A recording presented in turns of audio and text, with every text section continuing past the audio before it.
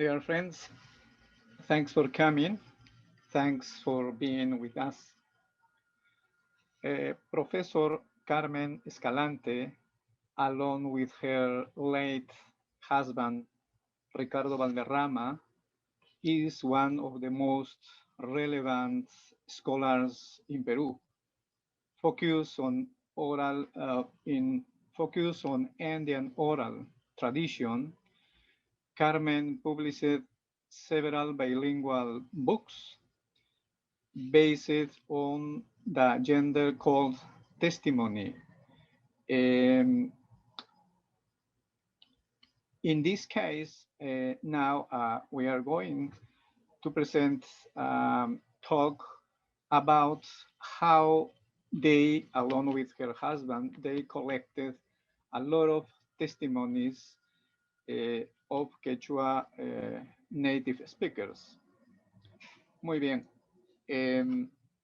Quiero, en primer lugar, en esta presentación, expresar mis condolencias a la profesora Carmen Escalante por el reciente fallecimiento de su esposo, el antropólogo Ricardo Valderrama Fernández, hace solo unos meses, en enero, cuando él ejercía el cargo de alcalde de la ciudad de Cusco, y esta muerte acaeció cuando el antropólogo estaba luchando desde su puesto de alcalde de Cusco para combatir, obviamente, el COVID-19. Entonces, debo decir, en una suerte de una peculiar convivencia de colaboración mutua y a la manera de las categorías culturales andinas que pregonan el trabajo mutuo, Carmen con su esposo configuraron realmente un vasto trabajo que está conformado fundamentalmente por el género testimonio y también, por supuesto, por la investigación y el ensayo. Entre sus libros fundamentales podemos mencionar la autobiografía de Gregorio Condori y de su esposa, Asunta Mamani, que probablemente es el libro peruano más estudiado en el mundo, por lo menos en los circuitos académicos, y es el libro menos leído en el Perú, desafortunadamente. Luego, esto fue alrededor de los años 70, luego vendrían libros capitales para el mundo andino, como el volumen Nosotros los Humanos, Ñocanchi Runacuna, que recoge el testimonio de los abigeos. Tal vez nuestro traductor tenga algún problema con esta palabra abigeo. Me parece que es algo así como de cattle rustler. La pareja Escalante Valderrama entonces se establece en otra región que no es Cusco, sino en la región, en la comunidad de Cotabambas, en Apurímac. Al cabo de unos años, ellos se van a trasladar a otra región que se llama Arequipa, y en Arequipa van a vivir allí con la gente de la comunidad, van a enseñar allí y van a recopilar un fastuoso libro que se llama La doncella sacrificada. A estos volúmenes, por supuesto, se agregan libros de investigación, se agregan libros de ensayos sobre la cosmovisión andina y otros temas y otros tópicos. Y debo mencionar también que Carmen, ya por sí misma, redactó una tesis doctoral. Fue la primera persona que hizo esto en el año 2017.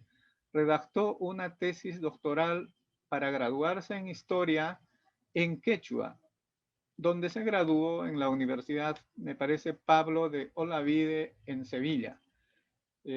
Obviamente vamos a preguntarle cuando ella termine su exposición sobre cómo, cuán arduo debe haber sido trasladar la dinámica cambiante del quechua, trasladarlo al, digamos, a la rigidez de la escritura del español, digamos, o simplemente de la escritura. Entonces, por favor, recibamos a Carmen con un aplauso virtual. Carmen, adelante entonces, bienvenida. Muchas gracias, Odi, y muchísimas gracias por la invitación que me hicieron. Gracias a los organizadores. Me asistí a la anterior sesión y me parece algo muy interesante el tratar este tema, ¿no? Nosotros como estudiantes de antropología, tanto mi esposo, Ricardo Valderrama Fernández, como quien les habla, estudiamos en la década del 70, en la que en nuestro país se hacían importantes cambios, por lo que era la reforma agraria, la reforma educativa, la reforma en medios de comunicación, pero encontramos que la mayoría de la población eh, originaria, tanto los quechuas, aymaras y amazónicos, no eran comprendidos dentro de eh, las leyes que pudiesen darles mayor justicia, mayor equidad y que se pudiesen hacer, tomar medidas políticas para disminuir la brecha existente entre las poblaciones descendientes de los pueblos originarios y las poblaciones de los centros de las ciudades y que eran los más beneficiados, ¿no? Las clases dominantes. Pese a los cambios que se hacían con la reforma agraria, encontramos que eh, eh, el caso concreto, específico, de los cargadores en soga en las ciudades, ¿no? No solamente Cusco, sino muchas de las ciudades del Perú y también Bolivia y Ecuador, tenían estas personas que eran cargadores en soga y lo que significaba, por qué dejaban sus comunidades campesinas de origen para venir a trabajos tan forzados y tan explotados y además tan discriminados y en donde les tratan tan mal, ¿no? En que les contratan para llevar bultos sobre la espalda y les pagan poquísimo y también el trato muy mal que les dan, ¿no? Como a burros de carga. Eso nos llamó la atención, ¿no? Y dijimos, sí hay cambios en el país, pero no está beneficiando eh, a los sectores que siempre han sido los más marginados y que somos descendientes de los pueblos originarios, ¿no? Porque si hubiese realmente un estado de bienestar en las comunidades campesinas, los campesinos no tendrían esa necesidad de estar migrando a las ciudades para ganar unas ínfimas cantidades por día, ¿no? Y pasarla muy mal, dormir en puertas de calle, dormir en las veredas, en las gradas. Entonces, a la intemperie, ¿no? Y con mucho sufrimiento. Entonces, eso mm, decidimos, mi esposo, como digo, Ricardo Valderrama Fernández, y la que les habla, tomar como un tema de estudio y de realizar un primer trabajo de investigación en este tema. Ah, nosotros como antropólogos cusqueños y habiendo estudiado en una universidad nacional también en la misma ciudad de Cusco, nuestra decisión era realizar trabajos de investigación que aportasen al conocimiento y al cambio de nuestra realidad, ¿no? En la búsqueda de un país más justo, de un país en el que sea posible que haya una mayor equidad, una mayor justicia, una mayor bienestar eh, para todos los ciudadanos, ¿no? Y ya vi el ejemplo de generaciones de antropólogos, en este caso José María Arguedas, que había llamado la atención sobre la necesidad de la recopilación de la tradición oral existente.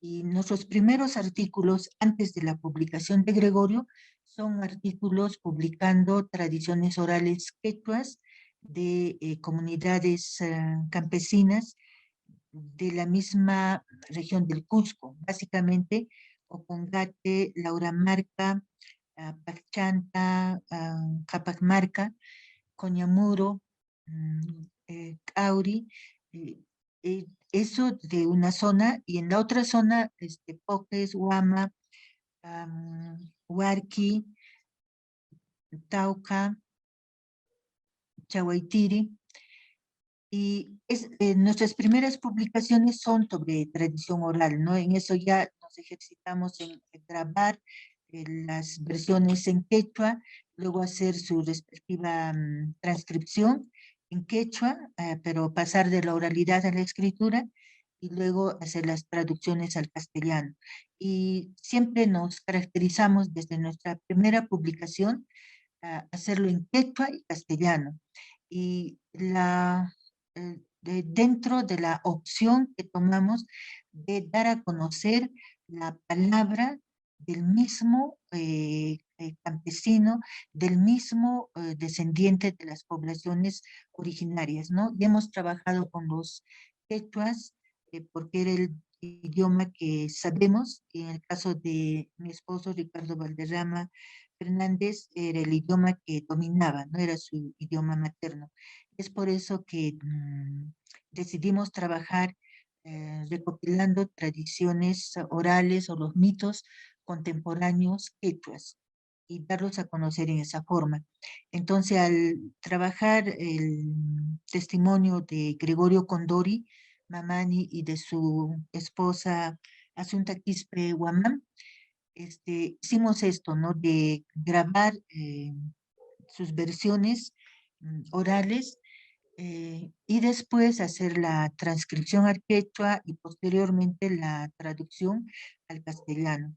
Entonces fue una decisión que tomamos siendo aún estudiantes de antropología, el de, eh, el de ser la voz y la escritura de quienes no accedían a la escritura y de quienes no accedían a un público más amplio, ¿no? Entonces quisimos llevar los testimonios orales quechuas para que sean conocidos no solo por la comunidad en la cual estábamos viviendo o solamente la ciudad, sino pensando en un público más amplio, ¿no?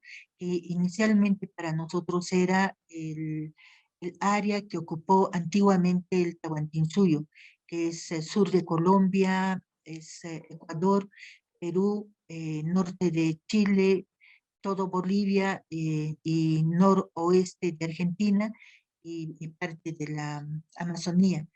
Eh, pero luego el testimonio de Gregorio y de Asunta fueron traducidos a otros idiomas y hubo más interés en pueblos como Alemania, Holanda, Dinamarca, eh, Suecia, Estados Unidos y Japón. También está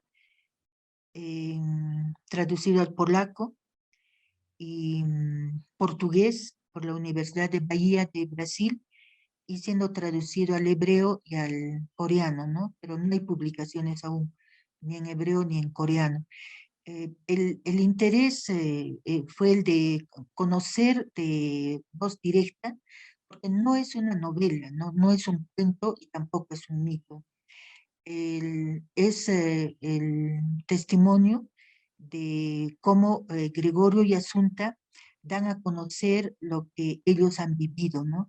Entonces, es su punto de vista, su perspectiva de cómo han vivido, y básicamente es, en lugar de cómo han vivido, básicamente es cómo han sufrido, ¿no?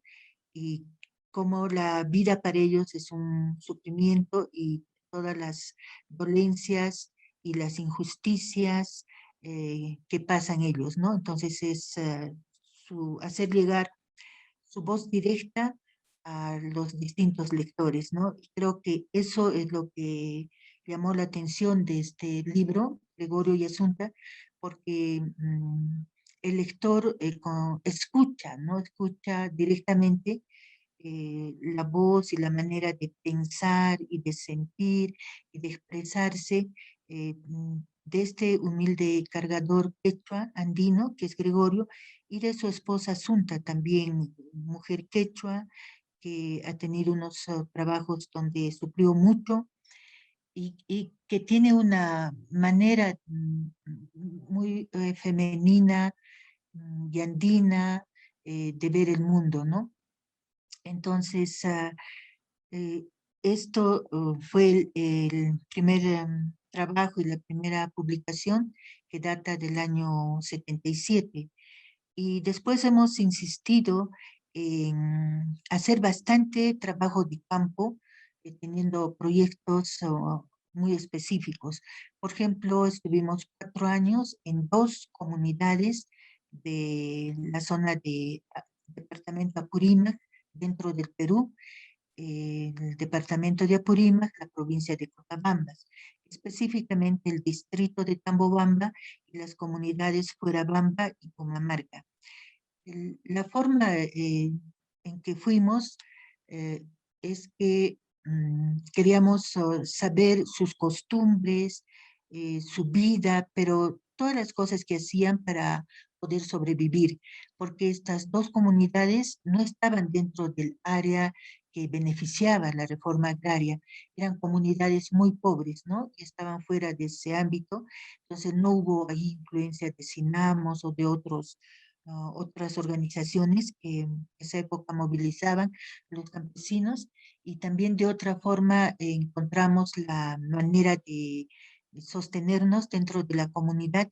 Es que Ricardo fue profesor de la escuela primaria unidocente, o sea que había un solo profesor, el cual era Ricardo, ¿no? Y fue contratado para la escuelita de Fuerabamba y para el año del 76-77, la Escuela Unidocente de Pumamarca, comunidad vecina a Fuerabamba.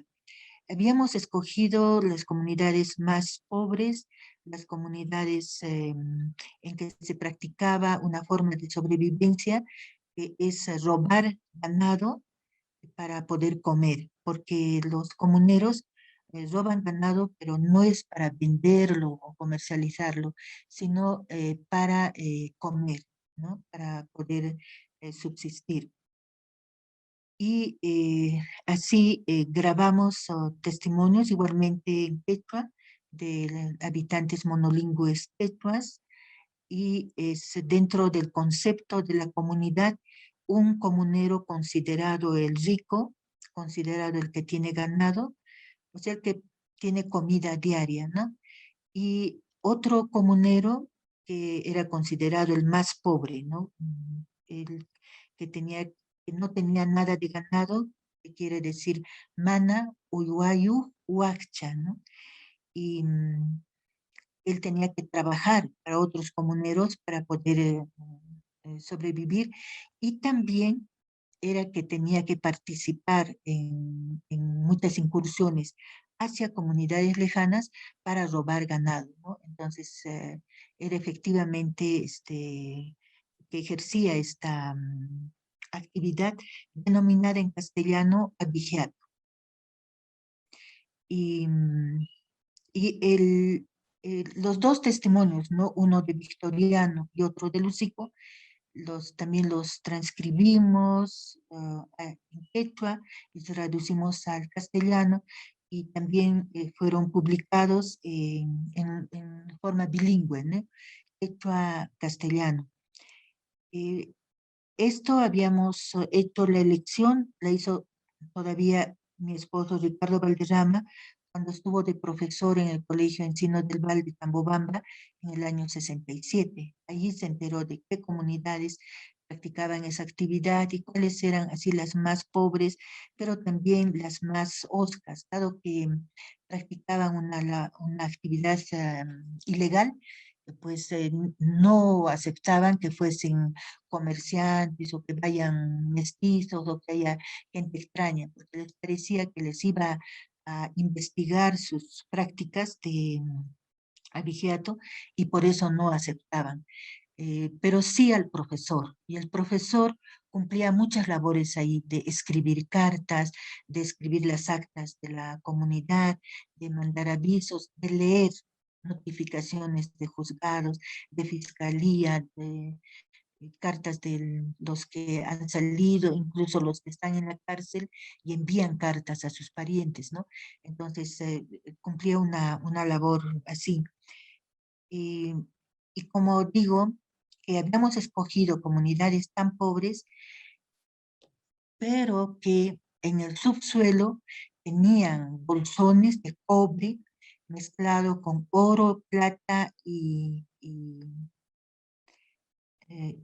otros minerales en menor cantidad, ¿no? Pero básicamente cobre, plata y oro, y que para el siglo presente toda la comunidad en la cual hemos vivido y de la cual hemos sacado el testimonio que es el de Victoriano, la comunidad de Fuerabamba, fue afectada por la explotación minera, ¿no?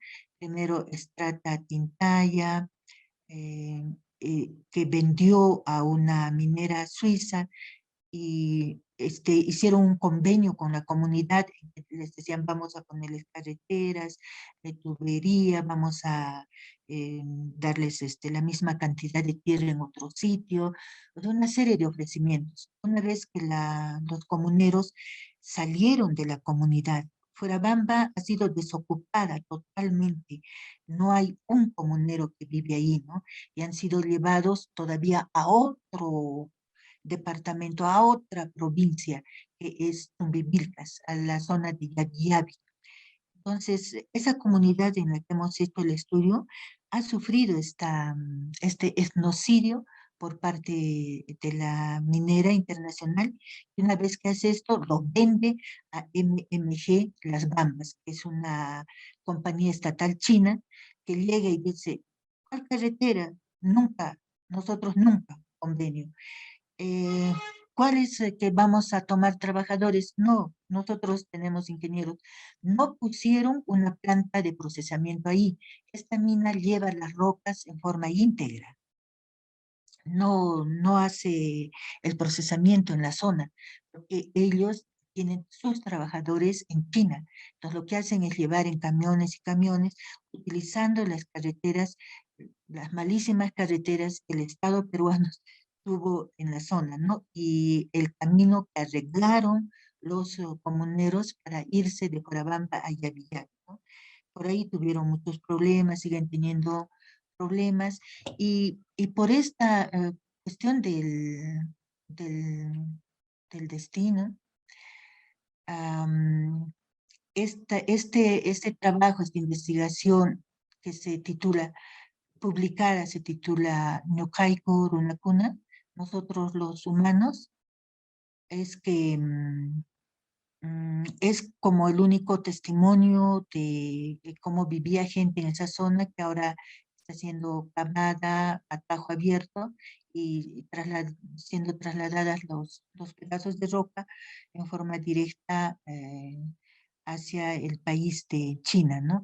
Y los comuneros, si bien subsisten como personas, pero muchísimo de su cultura lo han perdido porque dejaron sus viviendas, dejaron sus apos, ¿no? Yuracahuayo, Tomocomoco, Sauricaya, han dejado sus apus en esa zona, dejaron sus altares domésticos, que los tenían en sus corrales para hacer las aspersiones, los rituales al ganado, o sea, muchísimo de su cultura y los han perdido, ¿no? Y están viviendo en dos sitios, uno que se llama la Nueva Curabamba, donde están viviendas para las personas, y no sé si es 40, 50 kilómetros de distancia, el lugar de Yavi Yavi, en donde tienen sus corrales para su ganado, ¿no? Entonces han separado sus viviendas de sus corrales para ganado.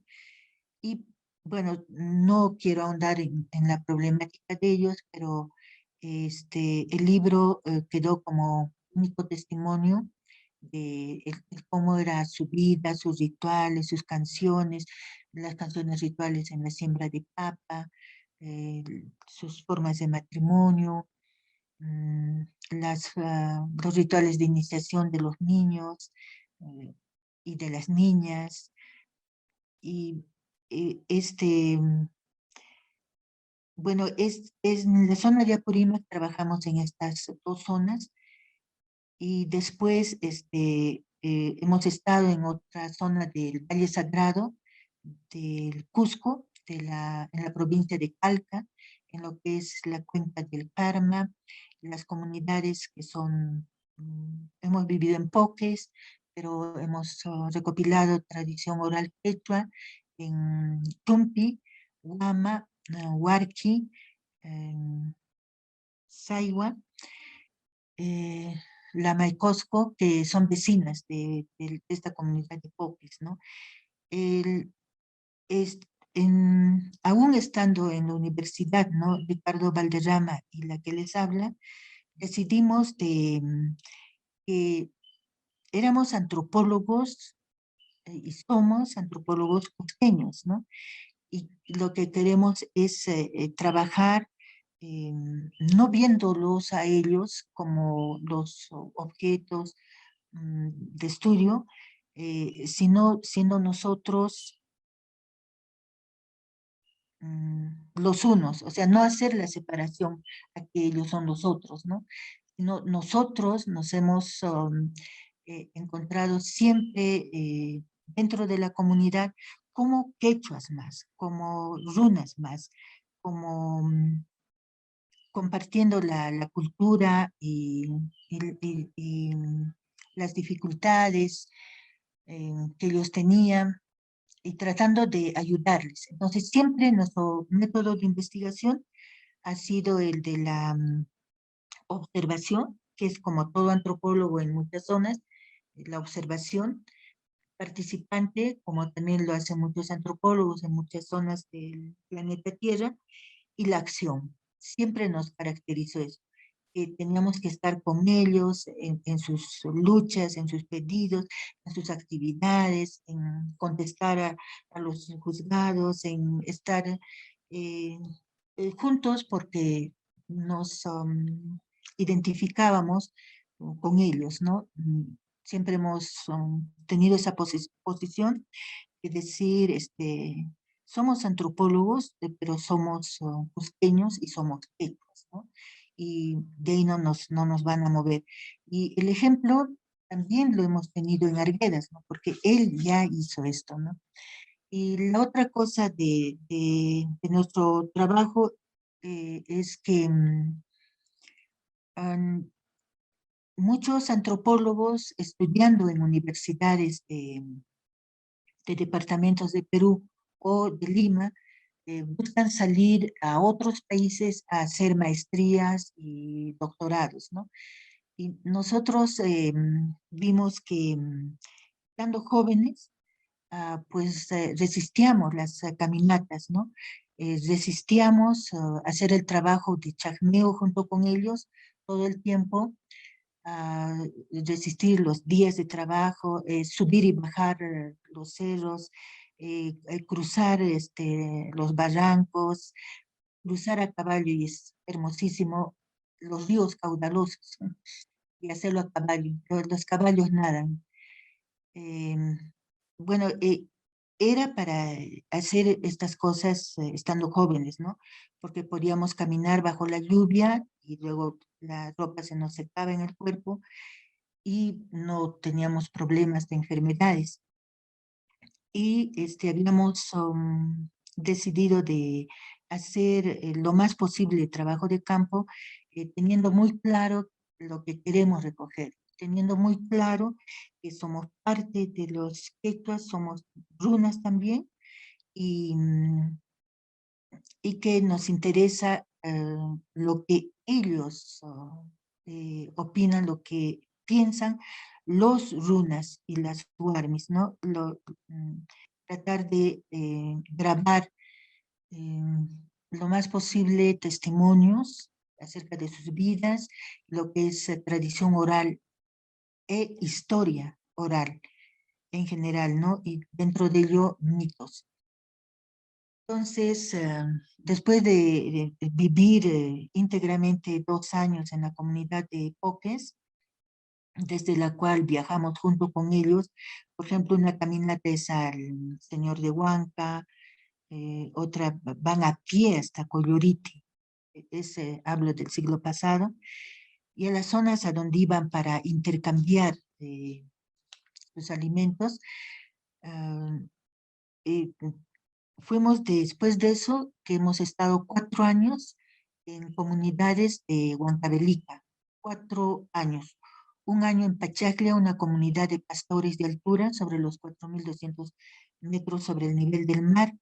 Andabamba, en los 3.200 metros sobre el nivel del mar, una comunidad de productores de maíz, un tipo de maíz, están al borde del Mantaro y son también artesanos en cestería, porque tienen unas ramitas que se llama pispita, de la cual hacían canastas, ¿no? Y salían al mercado de Paucará para vender eso. Y luego en Ñahuín, también de todo un año, Ñahuín y la otra Muyaca. Muyaca, productores de papa seca que se lleva hacia el mercado de Lima.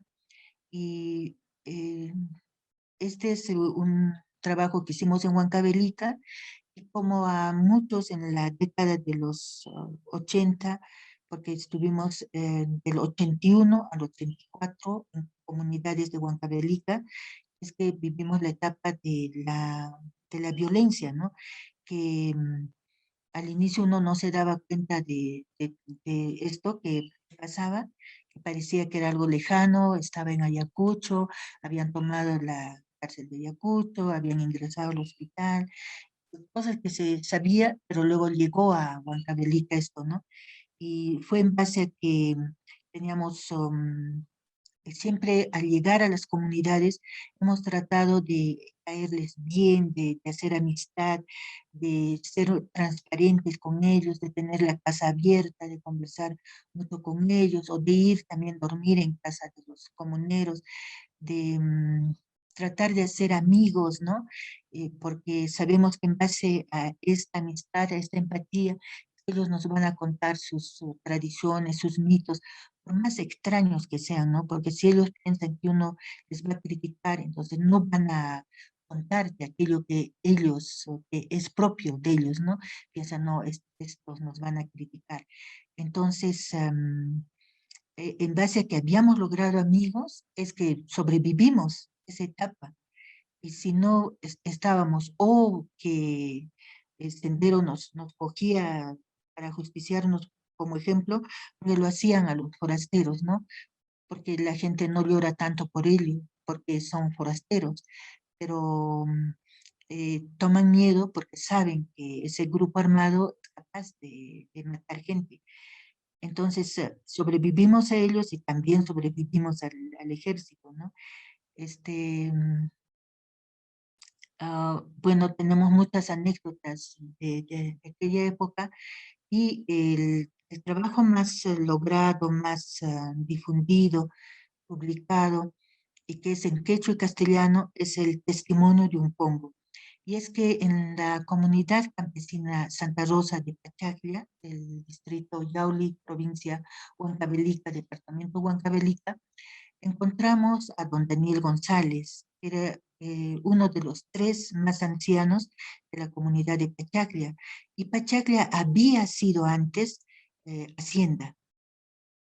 Bueno, antes, digo, para la época de la colonia, república, ¿no? Y fue afectada el año 69-70 con la reforma agraria que dio el general Velasco. Y entonces estos ancianos aún habían vivido la época de Hacienda.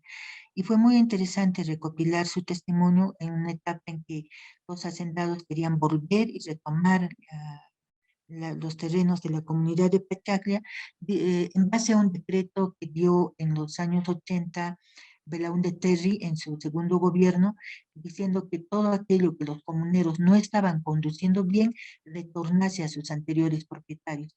En base a ese decreto les querían hacer eso, ¿no? Como yo les digo, es que nosotros siempre estábamos de parte de los comuneros, como unos quechuas más, ¿no?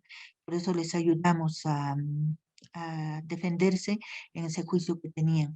Y para que toda la comunidad sepa qué pasó en la época de la hacienda, es que le pidieron a don Daniel González que diera su testimonio para toda la comunidad reunida, ¿no?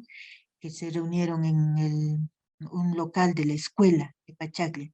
Y entonces don Daniel, cuando habla, trata de buscar los pensamientos, las reflexiones, eh, y así para primero hacer entender qué era el régimen de Hacienda, porque los jovencitos ya no sabían, no habían vivido ese régimen. Entonces, trata de hacer entender eso. Y luego sus reflexiones son, ¿a qué parte son donde está la injusticia? ¿Por qué es que ellos van a defender ser comunidad libre? ¿Por qué? Entonces, ese testimonio,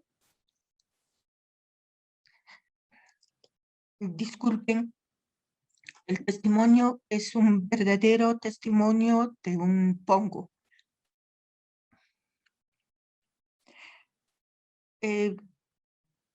Tratamos de trabajarlo con metodología de historia oral, dando en archivos lo que fue la hacienda, la extensión, las épocas que habían estado, la producción que tenía, etcétera. Entonces, el testimonio es directo, lo que dice don Daniel en quechua y luego su traducción al castellano, y tiene notas que trabajamos en los archivos y también preguntando a otros comuneros que habían añadido cosas, de cosas que se acordaban. Entonces lo volvimos a leer junto con los comuneros y es un testimonio. En realidad a veces trabajamos el testimonio solo con la persona, pero en este caso el testimonio es, ¿cómo se dice?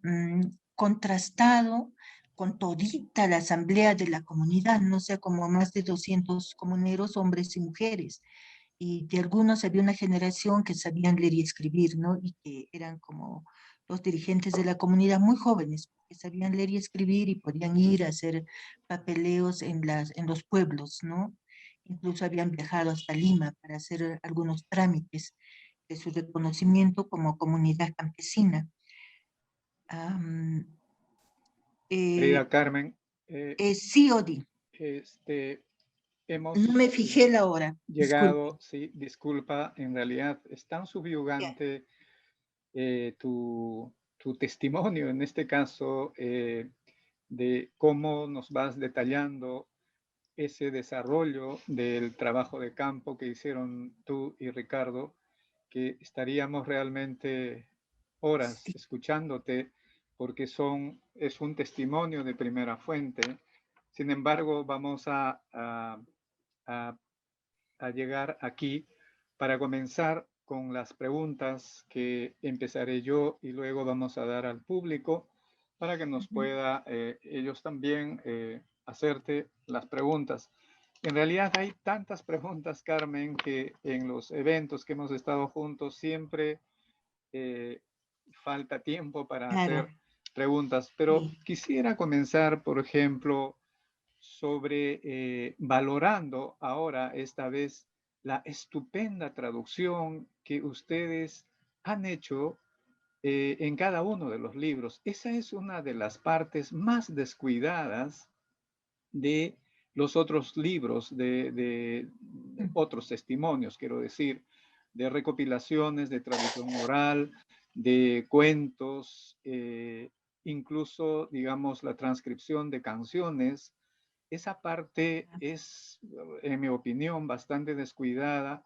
Sin embargo, ustedes han mantenido una regularidad y una lealtad, que es muy importante, con lo que dice el hablante a la forma de pasar a la traducción al castellano y manteniendo lo que llamaríamos una suerte de está en castellano, pero tiene una sintaxis quechua, ¿no? Eso han logrado Sí, con estupendamente. los, Y entonces quería que nos hables un poco más en detalle cómo es esto, cómo ha sido esto del proceso de recopilar en versión quechua y luego, luego de la transcripción pasarla a la traducción. ¿Qué metodologías o cómo fue este trabajo para que el trabajo final que llega al lector es lo que gran parte de la gente, digamos, ha leído, ¿no? En los libros que hemos mencionado. ujú.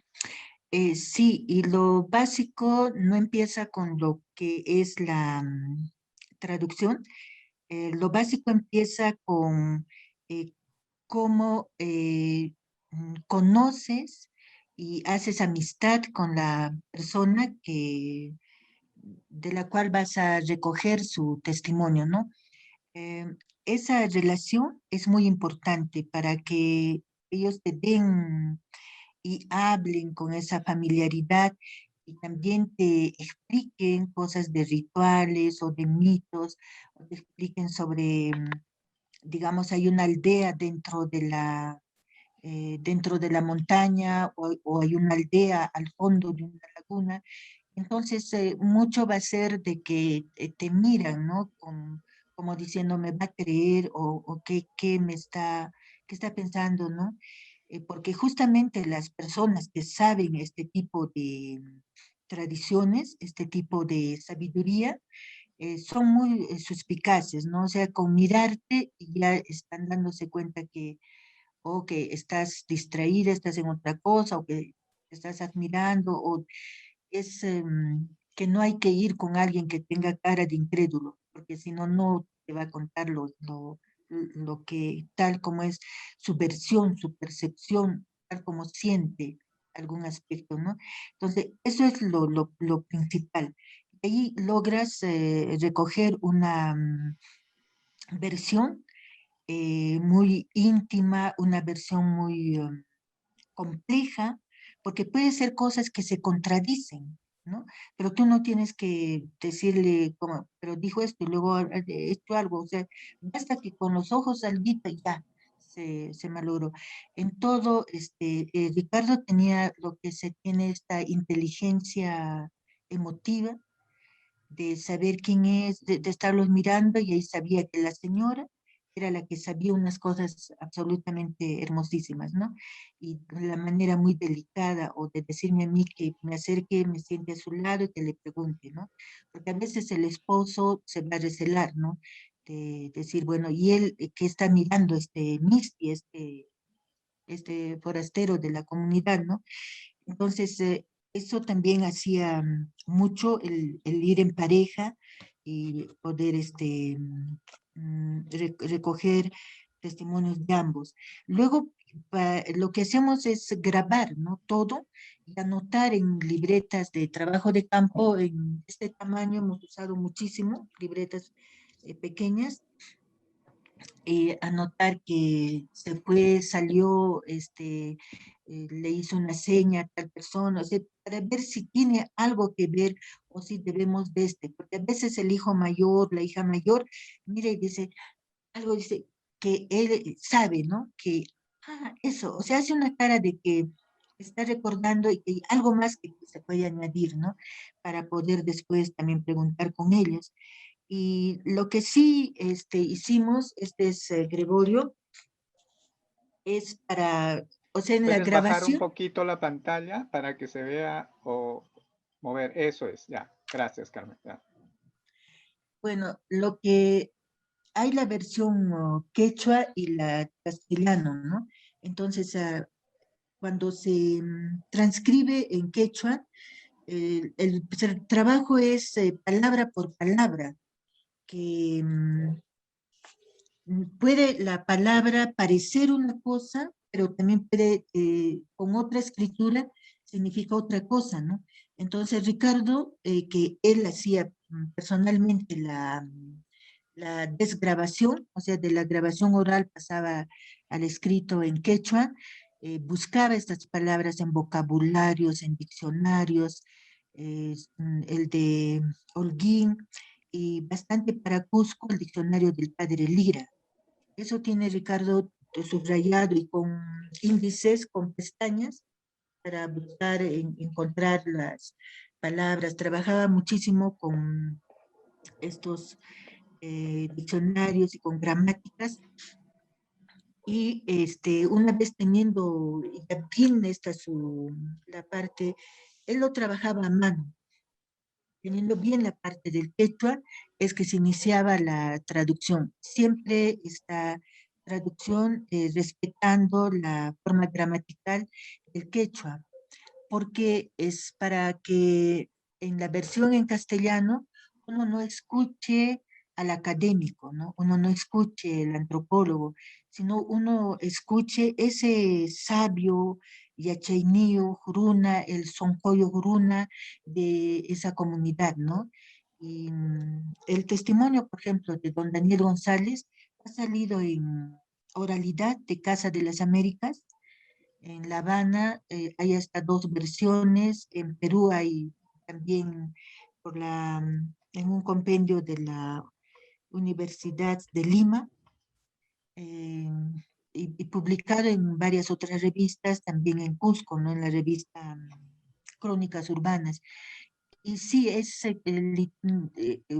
porque pierde mucho a veces cuando pasas del quechua al castellano, ¿no? Y pierde mucho, hay conceptos que necesitas más palabras para explicarlo, ¿no?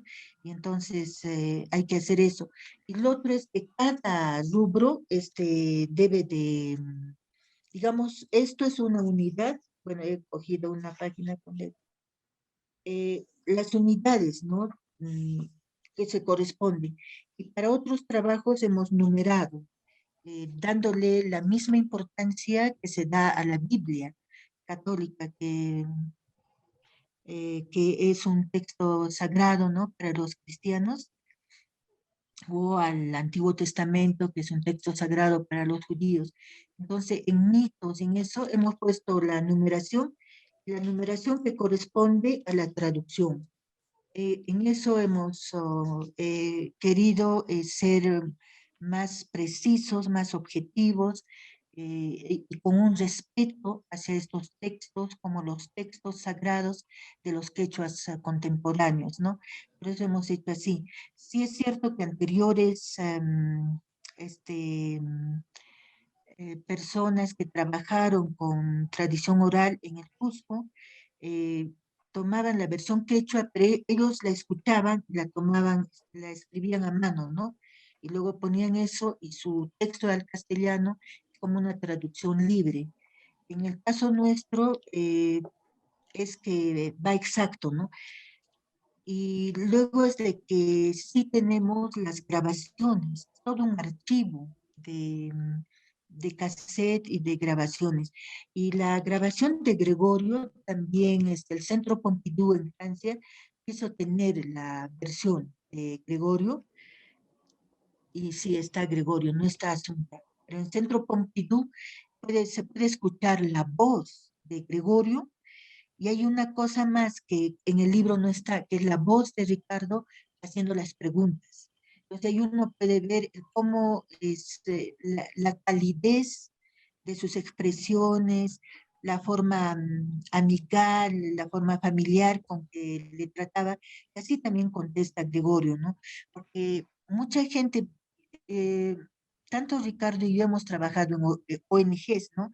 Y entonces a veces contratan los ingenieros técnicos, puede ser de cualquier profesión, no de una, sino, o sea, de cualquier profesión, dicen, ¿sabes qué? Y así, pero va esta persona al campo y habla un quechua de hacendado, un quechua imperativo, un quechua así de combinador, ¿no? Ustedes hacen esto y lo hacen sí o sí, y hacen tal cosa, ya, ya, ya. Entonces, desde ese mismo tono, los campesinos dicen, Mm, Van a decir sí, sí, sí, y luego no lo van a hacer. ¿Qué pasó? Fracasó la ONG con su proyecto, pero dio el dinero, pero dio semillas, pero dio esto, Ujú. pero no hubo una relación, la comunicación equitativa entre ambos, ¿no? Esto es muy básico para un Ok, antropólogo que muy quiera bien, trabajar.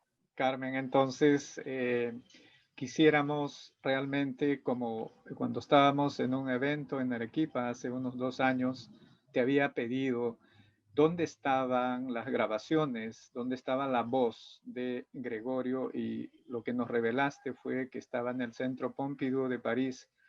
Ujú, Ojalá que el gobierno peruano haga alguna gestión para que se pueda compartir esas grabaciones, y tal vez, Carmen, en el futuro, que sería realmente un desprendimiento noble de ustedes, de Ricardo y de ti, de que pudieran incluir en una nueva edición la voz de Gregorio. Ahora, con este avance de la ujú, tecnología, eso es posible, y entonces eso sería magnífico, porque los estudiantes, los antropólogos, los etnólogos, todos los que estamos interesados en la ujú, tradición oral andina y en el mundo andino, podríamos acceder así a la voz, y simplemente el libro alcanzaría magnitudes mayores todavía de los que ya tiene.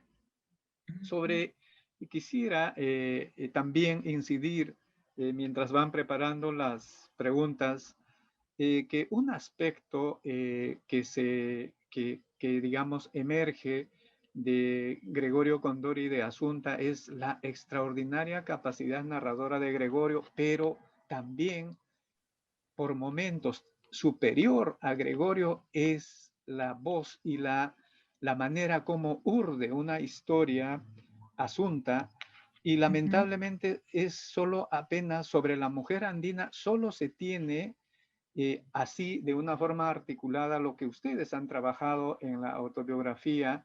No conocemos, por ejemplo, así con una aproximación como la que ustedes hacen sobre la condición de la mujer andina, la maternidad, la sexualidad, la femineidad, que ujú. ojalá con toda esa vasta experiencia, Carmen, que tienes, si se pudiera trabajar, ese es un vacío que todavía no se ha cubierto. Es cierto, hay el testimonio de Asunta, pero es uno, es apenas un fragmento del libro, la mitad del libro, y esa extraordinaria capacidad de narrar cómo ella dio a luz sola mientras trabajaba en una chichería, por ejemplo, es Sí, tremendamente conmovedora por lo, por lo dramático, pero también por la forma. Qué gran narradora oral, esos recursos con esos ajá. sufijos tan minuciosos, ¿no? Ojalá, Carmen, que pudieras, no sé, en el futuro, incidir un poco sobre este tema, que no hay mucha, eh, entonces, no hay mucho material. Vamos a leer algunas preguntas. Dicen que hay muchos lectores que tienen interés de leer Gregorio Condori, pero que no pueden tener acceso en Amazon, que es esta gigantesca compañía que Mm, ofrece los libros, probablemente no solo en la versión física, sino digital. Y si siguen todavía publicando, eh, por favor, hay como dos, tres preguntas que inciden sobre lo mismo. Antes de que contestes, Carmen, le diría a quienes nos han preguntado, hay una versión en inglés que se llama Andean Lives, traducido por Paul Hellis. sí, Lamentablemente, Paul sí, no incluyó la versión quechua, solo está la versión en inglés. ajá. Entonces, bueno, y no sé qué nos podrías decir sobre esta pregunta. No pueden acceder cuando ellos quieren vía Amazon. Ah, Va a salir en fines de abril la edición de Lluvia Editores y les pediremos a ellos que coordinen con Amazon para vender por ahí su edición, ¿no? Pero Lluvia Editores aún pidió, cuando vino su editor a Cusco el 19 en agosto en la feria que hubo Feria del Libro en Cusco. Y ahí incluso Ricardo y yo le dimos cedimos derechos de autor para una edición, ¿no? De Lluvia Editores. Entonces, esa es la que está en prensa, ya próxima a salir. Y, bueno, el caso es que sobre lo de las mujeres, en los testimonios que recogimos en Huancavelica, en Ujú. Petaclia, sobre la época de la violencia, son testimonios tanto de varones y de mujeres. Y esos testimonios son terriblemente desgarradores, ¿no? Y sí hay una diferencia en cómo es el relato de las mujeres, ¿no? Sobre la vida, cómo aprecian la vida, la situación de los hijos que desaparecen en las comunidades, la muerte de los esposos, de los hijos, de los familiares.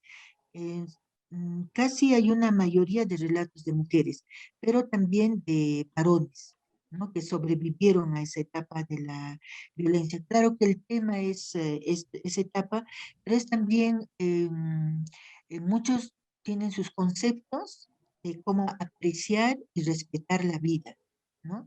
Y ellos tienen un concepto y también sus conceptos, reflexiones sobre la muerte, sobre la pobreza, sobre el hambre. Aún los animales han sufrido hambre en esa época. Los Ujú. perritos, las Carmen, llamas, vacas. una última pregunta, pero que está relacionada con esto. Claudia Arteaga nos pregunta cómo, digamos, es el pensamiento de la maternidad en las comunidades donde tú y Ricardo han trabajado. ¿Qué percibes de la maternidad? ¿Cómo percibiste la maternidad en las comunidades donde has trabajado? Ah, las, la maternidad es muy valorada, es muy respetada, es muy querida, es muy admirada y es lo que hace a la mujer, el embarazo de la mujer, es lo que la hace comparable a la tierra de producción, de cultivo de maíz o de papa o de quinoa y otros productos. Y también es esta maternidad, el embarazo de la mujer que la hace ser más humana con los animales, ¿no? Todos los animales hembras. Y en muchos relatos, por ejemplo, no se habla de Warmi, sino más bien Tina. Tina como la llama hembra, como la alpaca hembra, la oveja hembra, la mujer también, ¿no? Entonces, am, es algo que es considerado muy sagrado, ¿no? Ujú. Y en las comunidades no encontramos pues, la discusión de sí al aborto o no al aborto, ¿no? No hay esta discusión. Incluso el, el hacer planificación familiar lo quisieron imponer en las comunidades y cuando no pusieron imponerles, lo han hecho en forma sin consentimiento de las mujeres, ¿no? Sí tienen un concepto algo diferente al de las mujeres de las ciudades o mujeres urbanas respecto al papel de la mujer de traer a la vida a otros seres, ¿no? O sea, dar vida. Es algo muy sagrado y respetado en las comunidades andinas. Bueno, muy bien, Carmen. Realmente estamos muy agradecidos por tu participación. Ha sido un honor tenerte aquí, Carmen, y verte, y espero ahora una manera de honrar la memoria de tu esposo, del gran amigo Ricardo, será que tú continúes ese trabajo y esa es la mejor manera de honrar la memoria de quien uno ama, ¿no? Entonces, vamos eh, a pasar a Omar, que nos va a anunciar los siguientes eventos y lo que va a ocurrir, ¿ya? Muchísimas gracias, amigos, a ustedes también. Muchas gracias a todos, gracias. Gracias, Carmen, por compartir su trabajo y sus experiencias y esos momentos tan emotivos. Le agradecemos mucho que esté aquí con nosotros. Y gracias, Odi, por la moderación. Fue tremenda. Gracias a un millón.